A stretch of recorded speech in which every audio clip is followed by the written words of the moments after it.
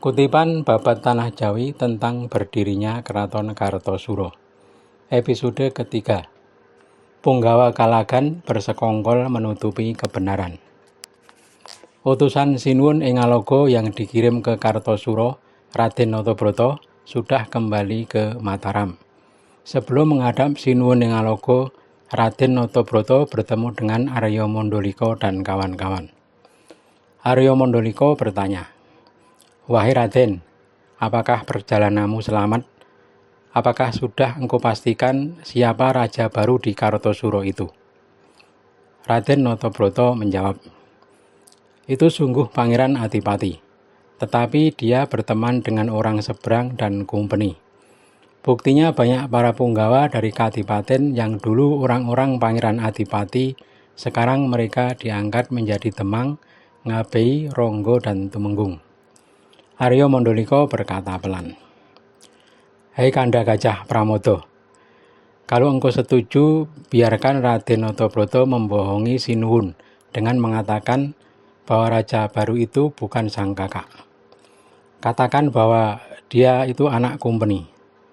Kalau berkata jujur bahwa dia itu Pangeran Adipati, pasti Sinuwun akan menghadap dan menyerahkan kekuasaannya. Kalau itu terjadi, aku tidak rela. Dua putra mendiang sang raja sama-sama sudah diizinkan oleh sang raja yang mangkat di Tegalarum untuk merebut istana Mataram dan mengusir musuh dari Madura. Sekarang tuan kita sudah berhasil dan menjadi raja. Kok tiba-tiba harus menghadap dan mengabdi kepada orang Kartosuro? Kita semua akan kehilangan kedudukan. Kita akan kembali menjadi pesuruh yang tak dianggap." Gajah Pramada mendengus. "Benar katamu, Dinda. Pasti bubar kita nanti kalau menyerahkan kekuasaan. Kita tak akan mendapat tempat lagi dan tersingkir. Ayo sekarang melapor kepada Sinuwun dan suruh Nak Notobrata berkata bohong." Para mantri dari Tanah Bagelen dan Mataram sudah sepakat dengan usulan Arya Mandalika dan Gajah Pramada. Segera kedua punggawa menghadap Sinuwun ing Ngaloga beserta Raden Notobrata. Ketika sudah sampai di hadapan Sinuwun ing Ngaloga, ketiganya menyembah. Sinuwun ing Ngaloga kaget dan berkata, "Hei Notobrata, engkau sudah kembali? Bagaimana kebenaran berita itu?" Notobrata berkata, "Saya sudah sampai di hadapan sang raja di Kartosuro. Sungguh dia adalah putra admiral, bukan kakak Paduka. Dia memaksakan berkuasa di tanah Jawa. Para bupati pesisir sudah tunduk kepada raja baru itu." Memerah muka Sinuwun ing Ngaloga mendengar laporan Raden Notobrata. Terlihat sangat marah. Sejenak kemudian berseru, "Kalau demikian, hei orang Mataram, kalian bersiaplah. Mandalika, engkau siapkan pasukan. Aku tak rela tanah Jawa dikuasai orang dari seberang.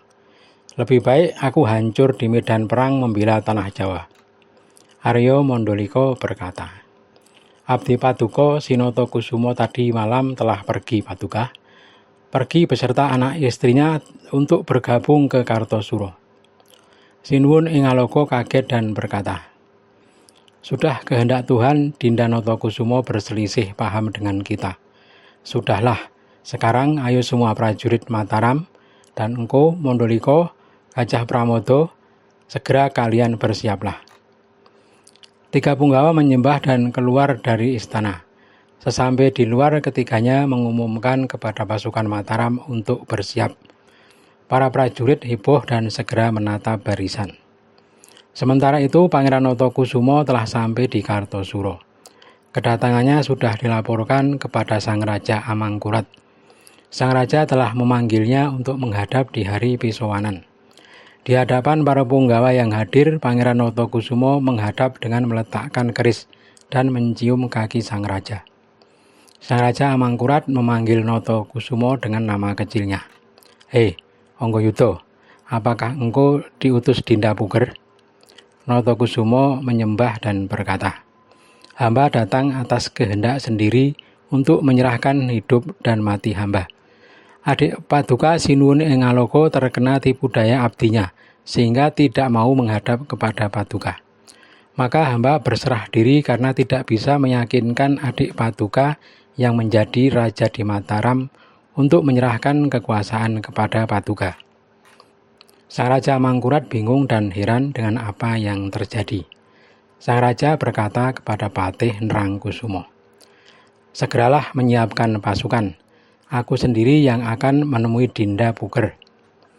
Patih Nrangkusumo menyembah sang raja masuk ke dalam puri. Patih segera keluar di balai panangkilan bersama para punggawa. Kemudian mereka menyiapkan pasukan masing-masing. Paginya para punggawa sudah bersiap dengan pasukannya di alun-alun. Barisan para prajurit berseragam warna-warni terlihat seperti hamparan bunga. Bendera berkibar dari masing-masing kesatuan. Ada yang berwarna hitam bergaris putih. Ada bendera putih bergaris dadu bergambar naga. Ada yang berbendera putih bergambar pedang Zulfikar. Ada bendera merah bergaris kuning bergambar raksasa 1000. Ada bendera hijau bergambar singa merah. Bendera dadu bergaris putih dan lain-lain. Seragam pasukan pun bermacam-macam seperti beraneka bunga.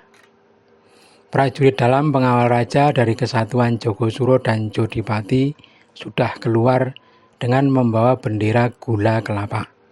Sang Raja Mangkurat keluar berbusana cara kumpeni, memakai kaos dan sepatu, baju berlapis 3 dengan belahan dada bludru berindah menyala, memakai topi berhias pita emas, sabuk berpengait emas, yang kalau dilihat dari jauh sang Raja Mangkurat tampak seperti gubernur jenderal turun ke Jawa.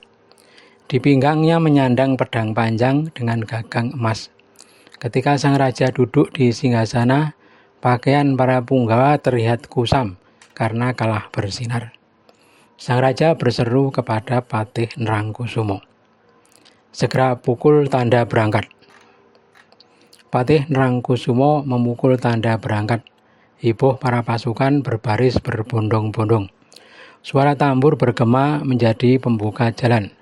Tumenggung Mangkuyuda dan Tumenggung Natayuda ditunjuk menjadi pemimpin garis depan.